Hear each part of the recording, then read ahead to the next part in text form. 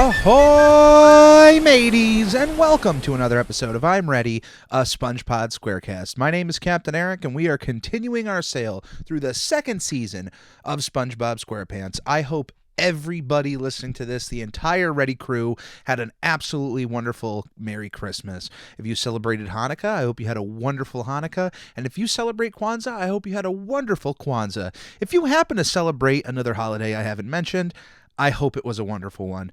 I actually tried recording this episode on Christmas Eve to get it out, and I had such a finite amount of time in the morning to get it done, and it just, I don't know, something wasn't clicking about it. And I try to give you guys the best of my my ability. Maybe it's just because it was the morning. I usually try to record these kind of later at night after work. Sometimes if I have to, I'll do one in the morning. But yeah, most of my recording times are in the evening. So trying to wake up and wipe out your sleep, get all the dust out of your eyes, and then trying to record something, it just sometimes doesn't come out the best of your ability. So this just got held off a day or so I do apologize. But I wish you a Merry Christmas, a Happy Hanukkah, a Happy Kwanzaa, and a Happy Holidays. But now that the holidays are over, which, trust me, as a retail worker is like our Christmas is after Christmas, when we can actually just kind of breathe a little bit from all of that rush. So now that that's over with, things will be moving on into the new year. And with all of the little extra downtimes here and there, I will be adding more to this show. I have the uploads for some Nickbox unboxings coming to YouTube. I have an unboxing that I have to record of the very first Bikini Bottom box, because if I'm going to run a SpongeBob podcast, I am absolutely going to buy the Bikini Bottom box. I'm a firm believer in what Culture Fly does with the Nickelodeon products. I've seen a few of their other boxes for other series and whatnot, and they've been okay, but as a Nickelodeon fan, we have been absolutely blessed by them. So stay tuned for those on our YouTube channel and Facebook pages. Now let's look into this week in Nickelodeon history. Nick, Nick, Nick, Nick, Nick, Nick, Nick, Nick. Nickelodeon. Nick, Nick, Nick, Nick, Nick, Nick, Nick. Nickelodeon. This week in Nickelodeon history, 19 years ago, on December 21st, 2001, Jimmy Neutron, Boy Genius, was released in theaters. This is a big moment for Nickelodeon in a lot of ways, and Jimmy Neutron is so vital to Nickelodeon without you even realizing it. Jimmy Neutron actually has a lot of firsts under his belt with this movie, and we'll get into those. But before we get into what happened on December 21st, 2001, we got to talk a little bit about the story of Jimmy Neutron, where he came from, and how he got to the big screen. Now, the creator, John A. Davis, claims that back in the 1980s, he started thinking about a concept of a show about a super genius boy. Now, for the longest time, the name of this character was Johnny Quasar, and the show was called The Adventures of Johnny Quasar, which eventually would get there, but it actually didn't even start out as a show. So John A. Davis works for a studio in Dallas called DNA Productions. Of course, for anyone who has watched Jimmy Neutron, you know Paul, the three-eyed monkey. That is their logo. There's another founder of DNA Productions, Keith Alcorn, and between Davis and Alcorn, they created a 40-second proof of concept demo film, which I believe was made with Lightwave 3D, which is a computer graphics program. It was one of the first ones commercially available at the time. So they created this 40-second pilot, basically, that showed Johnny Quasar in his rocket with his robot dog Goddard flying through an asteroid belt.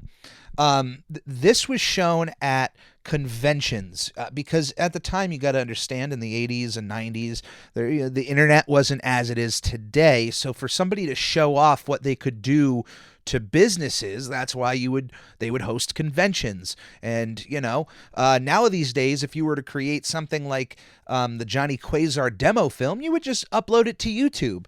But unfortunately, DNA Productions didn't have YouTube at the time, so they hit the convention circuit, and this was getting a lot of buzz in the convention circuit, this video. It blew people away to see 3D graphics, because even through the late 90s, they were still a relatively new concept. Toy Story, even though it came out in 1995 and being the first theatrical film made entirely from computers, when you saw it, it was still special, even when it looked terrible. Like if you go back and look at shows like Reboot, and even kind of Transformers Beast Wars, like that very early 3D, it's terrible, but it has like a timely charm to it if you grew up in that era. If you didn't, there's probably no convincing you on those early 3D projects. So Johnny Quasar and Goddard were actually featured in a few magazines at the time. This was a big deal. People in the industry looked at this as a high point. It caught the attention of Steve Odenkirk, who was at the time when he saw this, I think like 96, 97, he had was a consultant on the first Ace Ventura movie, was the director and writer of the second Ace Ventura movie, and was the writer of The Nutty Professor with Eddie Murphy.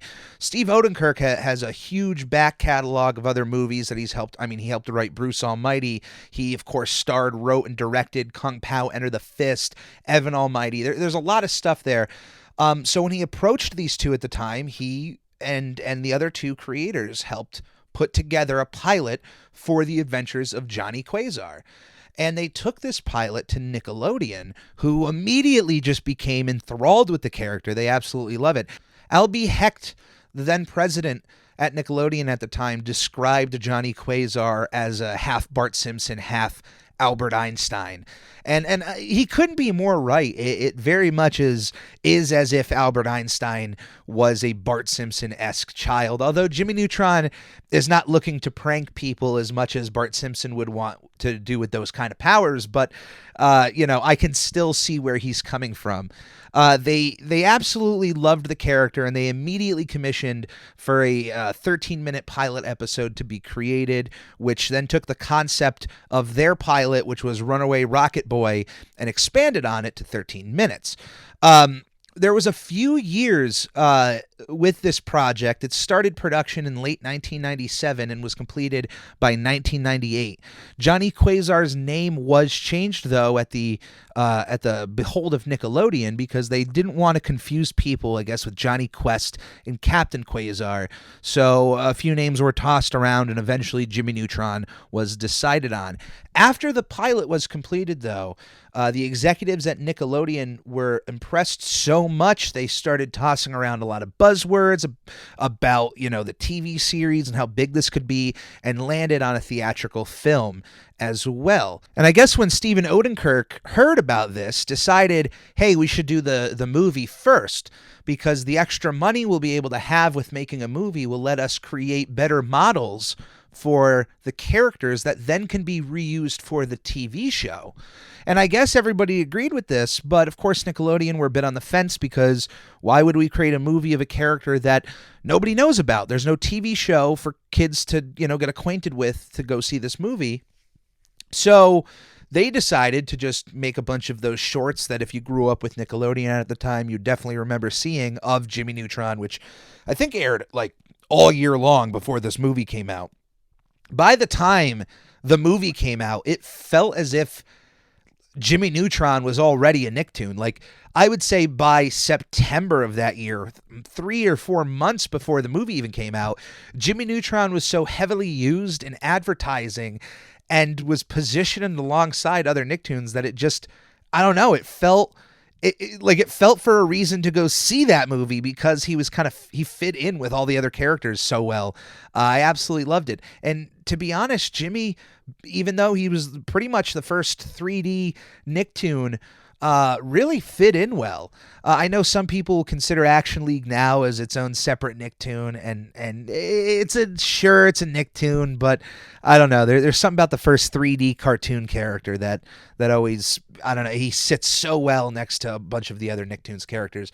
But the movie was greenlit in fall 1999 with a $30 million budget, and was actually started in February 2000, and was finished in 24 months, which apparently is roughly half the time that most other CG films were completed. Now, to be honest, I can see that in the movie. I mean, if you gave these guys another 2 years, I think the movie would have looked 10 times better. But let me tell you, I just rewatched Jimmy Neutron because now we're here. It's December 21st, 2001. Movie's out. What do I think about it? Well, in preparation of talking about this, I actually rewatched Jimmy Neutron Boy Genius on Netflix. So if you've never seen the movie and you have a Netflix account, by all means, pull it up. There is something beautifully bizarre about that movie. Now, as a kid, I don't think a kid could watch that movie and find many flaws in the story or the plot or anything else through a critical mind. But when you're an adult and you try to watch those movies, you start noticing things that you didn't notice before. And over the last, I would say, 15 years of my life, anytime I've watched that movie, I have found something else to think about. Like, for example, why is it that only seemingly the parents of this one school were taken, but everybody's missing in the entire town? There's no teenagers. Even the cops are gone. Sam from the candy bar is nowhere to be found. I don't think he had children. So were all the adults taken in town? Well, then where are the rest of the adults?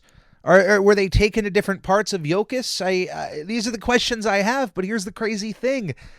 When I called the movie beautifully bizarre, the bizarre part is you notice these things, or you notice these inconsistencies and plot details that don't make sense. But that's when the beautiful part hits in.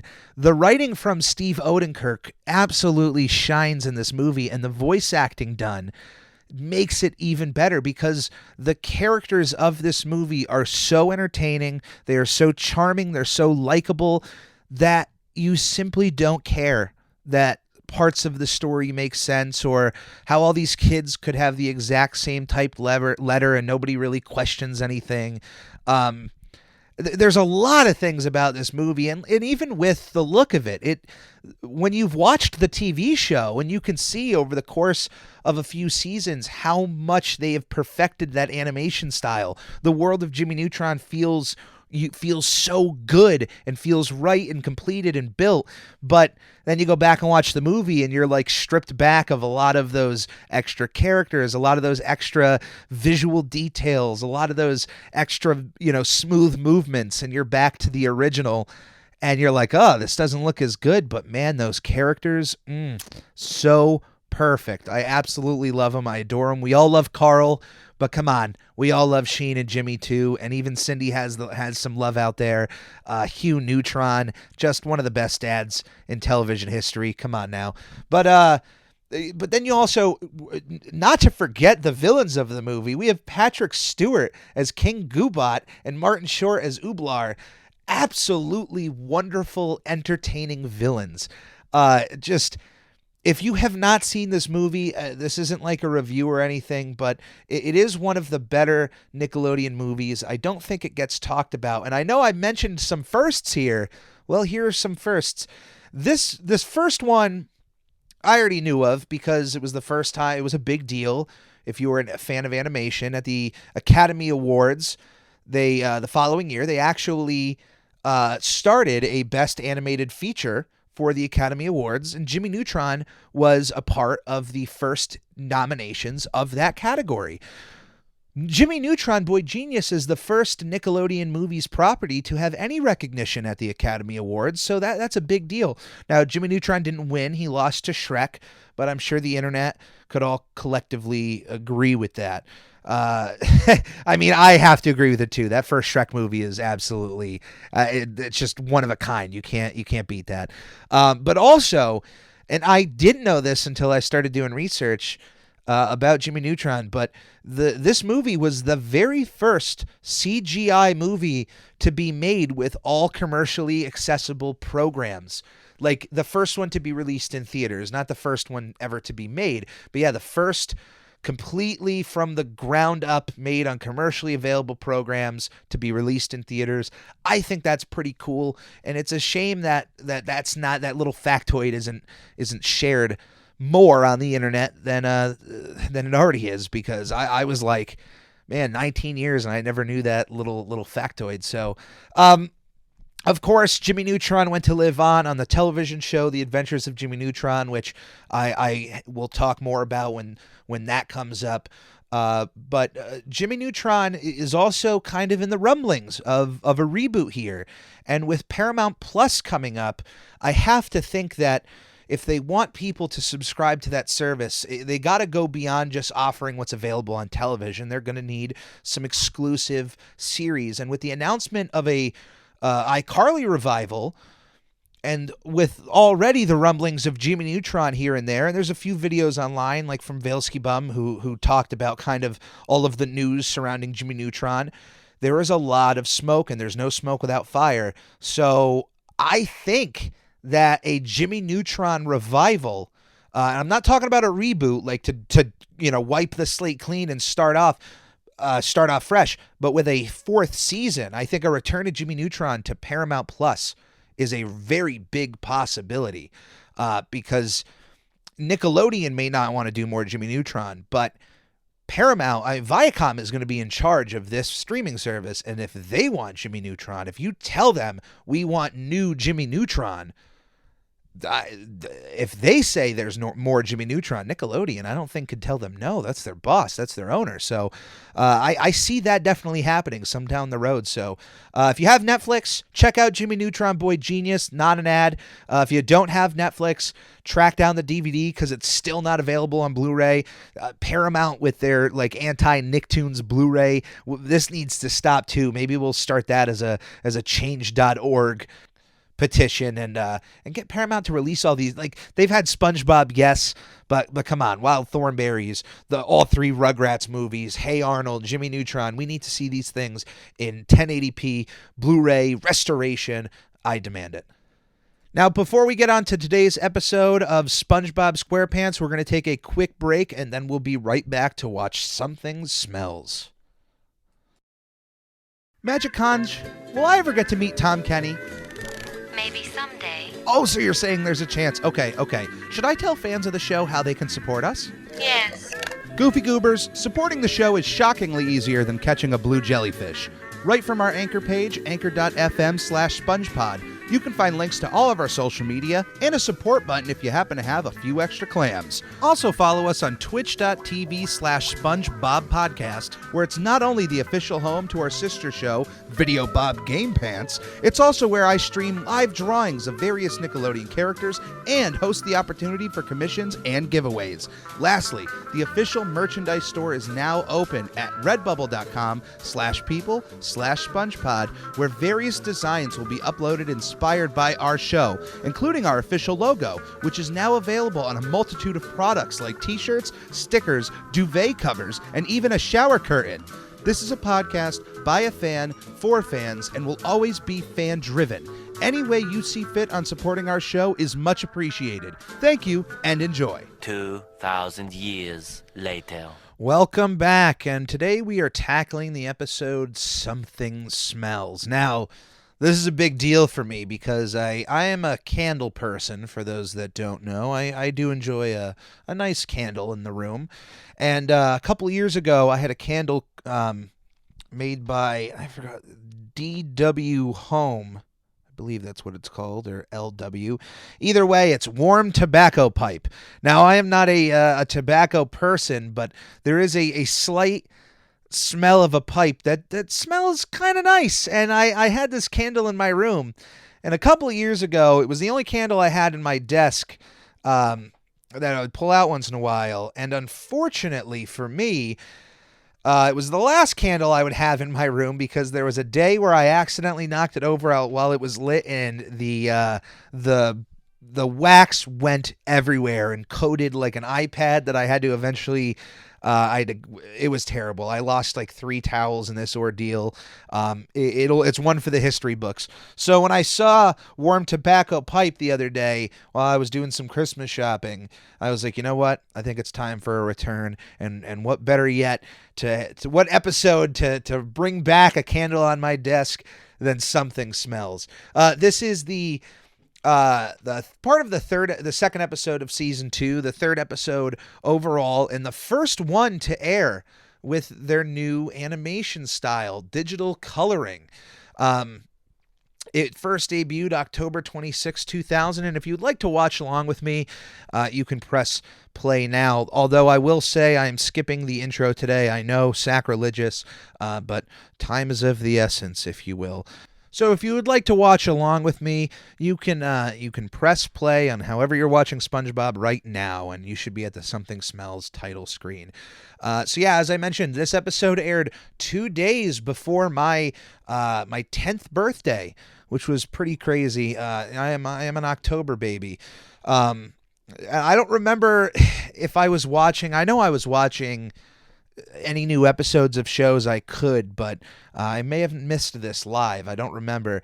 But this gag in the beginning was actually with SpongeBob's bed flinging him towards a calendar was used before in season 1 when SpongeBob was having his boating exam.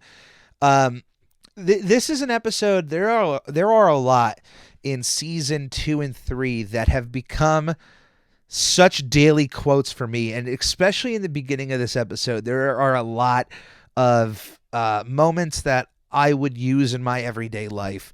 SpongeBob's just sarcasm, just being out of ice cream, and just his optimism of concocting something together. Now, I have never eaten a ketchup, onion, and peanut dirt sundae, and I don't think I ever will. But I've mentioned it a few times on this podcast, and I feel like there's a lot of fans out there that agree with me that you have these moments or quotes that there isn't a day that goes by where you don't think about it. You know, if I see a bowl of ketchup, I'm going to immediately think of SpongeBob and think of this episode. His lack of smelling, though, is kind of bothering me, and the fact that seeing all of that stench come through his holes there, it does bother me that his lack of noticing the smell that's exuding from him. We've all had bad breath, and if you go day to day with the same bad breath and you don't brush your teeth or use mouthwash, that negative smell will then just become a part, like your body will almost negate it, let it smells it, because it's become so normal to it. My father had moved into an apartment that was right down the street from a farm with a absolutely heavy manure smell. Like when you drove, I could be like a half a mile from his house, and that smell will already kind of hit you. And then when you get closer, it's like a boot of stench hitting you in the face. But I guess after like 3 or 4 months living there, he completely lost the sense of the manure. Like he would, even when he would leave, he would go to work and he would come home and not smell a thing. It just became completely normal to him. So that's what happens to you. Shout out to this band that absolutely has a didgeridoo player. That is so funny to me.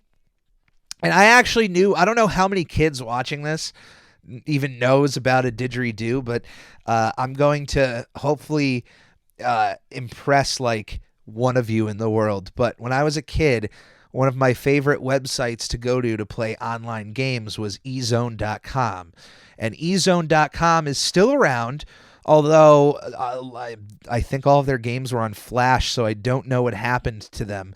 But they had a kind of mascot character named Lenny Loosejocks, who was an Australian human, pretty much, who just wear blue shorts. That was it. He was shirtless. He had these crazy like orange dread type hair.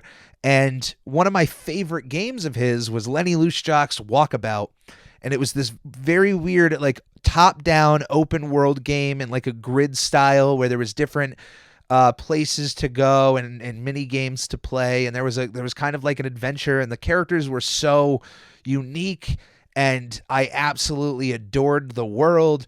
But the one part I didn't mention here is that the key word there was walkabout, but he was Australian, and that's where I kind of learned about like didgeridoos and different kind of Australian-esque animals and other things around the area, like cane toads. And there was a mini game where you had to run over cane toads, and then I did research looking up why does Australians run over cane toads, and you learn about that stuff. But anyway, that's a crazy I don't know another time to bring up Lenny Loose Jocks than when there's a didgeridoo player on SpongeBob. But this was one thing I didn't think about until going to the SpongeBobopedia. But there is a pretty high death count in this episode. I don't know if anybody has ever pieced this together. Norton's body layers fall apart. SpongeBob's reflection smashes himself with a hammer, although I don't really want to count that one. 2 fish reel themselves up with a hook. SpongeBob causes a car to explode. SpongeBob's bad breath causes 2 fish to go belly up in the movie theater. And another fish gets her face destroyed by SpongeBob's bad breath, which is very crazy. Here we have a nice Phantom of the Opera reference, which I can certainly appreciate. I love the story of the ugly barnacle. It's just Patrick here is one of my favorite versions of Patrick. He's oblivious to parts of the world, and he is certainly dumb, but he's at least competent enough to somewhat be helpful. He just hasn't reached that level yet where he was just dumb all around and just made terrible decisions every second. And like, that's funny when Patrick makes a terrible decision, but I like these moments where he's legitimately trying to help SpongeBob and even successfully does help him with good advice. Patrick, told him to basically the whole screaming thing. It might seem silly, but have you ever just tried screaming? Have you ever been in like a really you feel like your anxiety is just being held in your body and you have no control? You should just find, go in a car, drive out somewhere, and just scream at the top of your lungs. You will feel 1,000 times better. I promise you. I've tried it a few times in my life. Just a good big scream comes out, and you feel a little better. There's been one point where I didn't, but it was worth a try. I'm ugly and I'm proud. And of course, one of my favorite memes of all time is there was some video with Justin Bieber.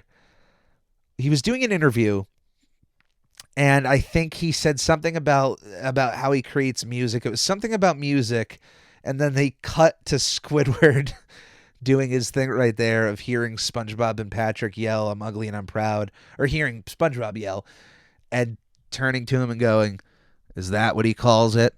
It's one of my favorite like SpongeBob meme moments, because it might have been during the Vine times. I don't know how many Viners are out there remember, but here we see this poor woman who has her entire face and hair just implode from SpongeBob's bad breath. And then, of course, we have this nice fish who is just, completely accepted of SpongeBob's ugliness. Told him it wasn't going to matter. Not at all, boy. Your ugliness is not going to disrupt my movie. And then smack in the face with some bad breath.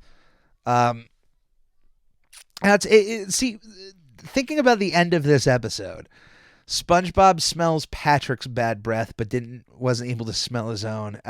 Maybe SpongeBob has constant bad breath, but it's never bad enough to be visible or nobody says anything to him. And so right under his nose, it's become so normal of an everyday thing, which is crazy because now that I'm saying that, I'm like, wait a minute, SpongeBob brushes his teeth every day. Why would he have bad breath? And I don't know.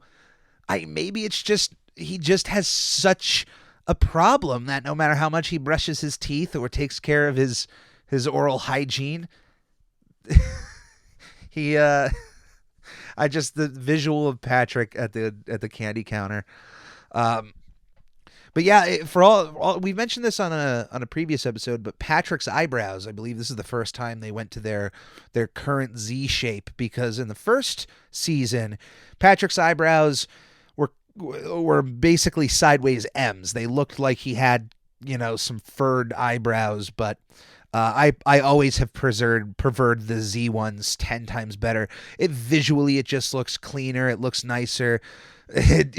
I really want to know what Patrick's bathroom joke would have been. I don't know. If it was a bathroom joke, I wonder how if it would have been dirty or if it would have even made sense. But it's just funny that Patrick gave all that advice to SpongeBob about taking his ugly by the horns and taking control of it, and then the second he thinks he's ugly, no, I can't. I was one of the beautiful people. I can't be ugly. This is a well-written Patrick Star. And you know what? One thing I completely forgot about, which is great to bring up here, this is the first episode to have C.H. Greenblatt as a writer, which, for those that don't know, C.H. Greenblatt, he created possibly one of my favorite underrated Nicktoons, Chowder, on Cartoon Network. If you have never watched Chowder and you're a fan of SpongeBob, go watch every episode of Chowder. It has some very underrated comedic moments, and I absolutely love that show. But C.H. Greenblatt worked with SpongeBob for a while, and this was the first episode I guess he helped write. So you can certainly see some of the same humor you would eventually get in Chowder in this episode, and it's remarkable.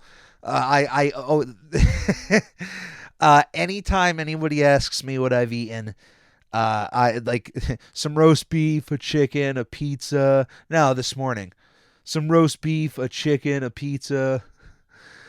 The fact that their smell is so bad that it can actually like ruin the movie theater is gross. Like, don't eat ketchup, onions, and dirt. Apparently Squidward had a cutout line here at the end.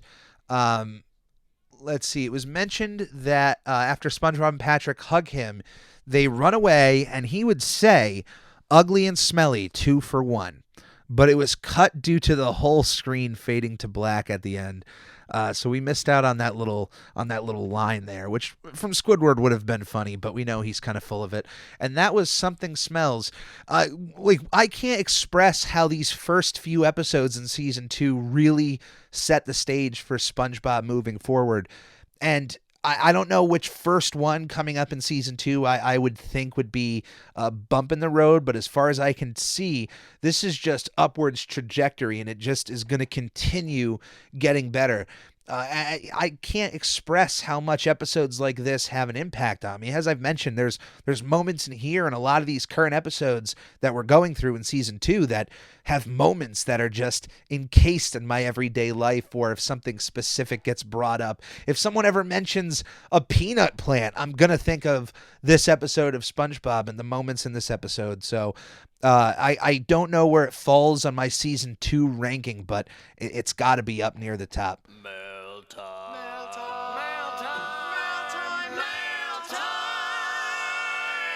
Yes, everybody, it is time to dig into the snail mailbox. If you would like to write into me your questions, comments, and suggestions, you can email me at snailmail@euphonics.com. UFONYX. Please leave your name, where you are from, and if you have any shout-outs that you'd like me to make on the show, by all means, you can write me in there.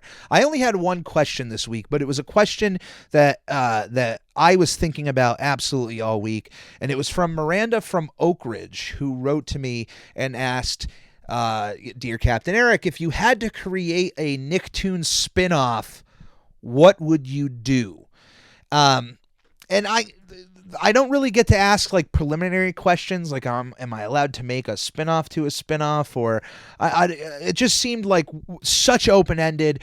If I could do whatever I wanted and had unlimited power in this situation, I think I would create a show around Ultralord. Now, one of the first ideas I had with this question was to create a show basically called PS 118 and have it as a Hey Arnold spinoff that wouldn't necessarily, it would have episodes around Arnold, but it would also have episodes primarily around other characters of PS 118. But then I thought, like, Hey Arnold already did that. Hey Arnold had plenty of episodes that were about other characters, so that really didn't work out in my head. And the character I kept coming to, I was even thinking about possibly like a Powdered Toast Man Ultra Lord, like taking all of the fictional superheroes, the Crimson Chin from all of these Nicktoons and kind of putting them together. But I kept going back to Ultra Lord, and maybe it was because there was a lot of Jimmy Neutron talk for this episode, and I had just watched the movie, but I think there's something there. I mean, Butch Hartman tried with Crash Nebula to create a spinoff, and although that TV movie is pretty decent, it certainly was not.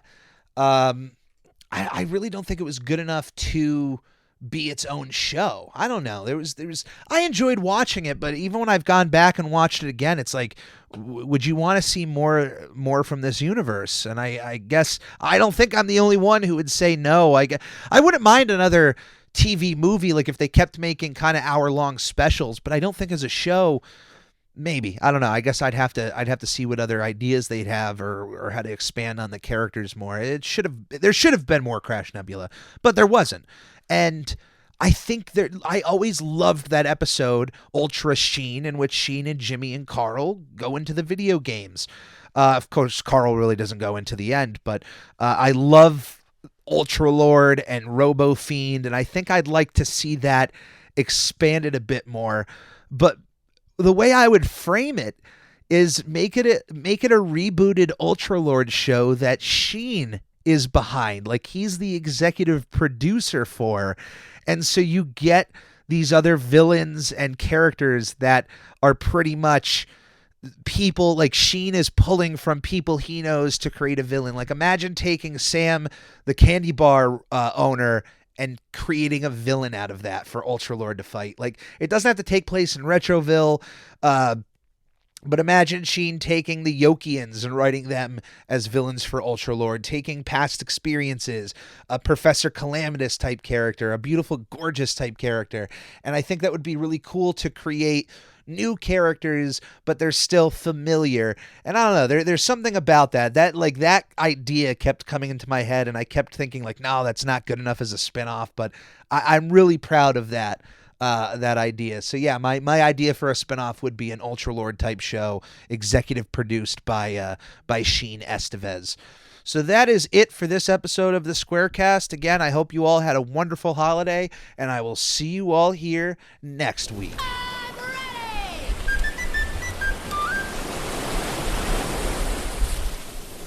Magic Conj, will I ever get to meet Tom Kenny? Maybe someday. Oh, so you're saying there's a chance. Okay. Should I tell fans of the show how they can support us? Yes. Goofy Goobers, supporting the show is shockingly easier than catching a blue jellyfish. Right from our Anchor page, anchor.fm/SpongePod, you can find links to all of our social media and a support button if you happen to have a few extra clams. Also follow us on twitch.tv/SpongeBobPodcast, where it's not only the official home to our sister show, Video Bob Game Pants, it's also where I stream live drawings of various Nickelodeon characters and host the opportunity for commissions and giveaways. Lastly, the official merchandise store is now open at redbubble.com/people/SpongePod, where various designs will be uploaded inspired by our show, including our official logo, which is now available on a multitude of products like t-shirts, stickers, duvet covers, and even a shower curtain.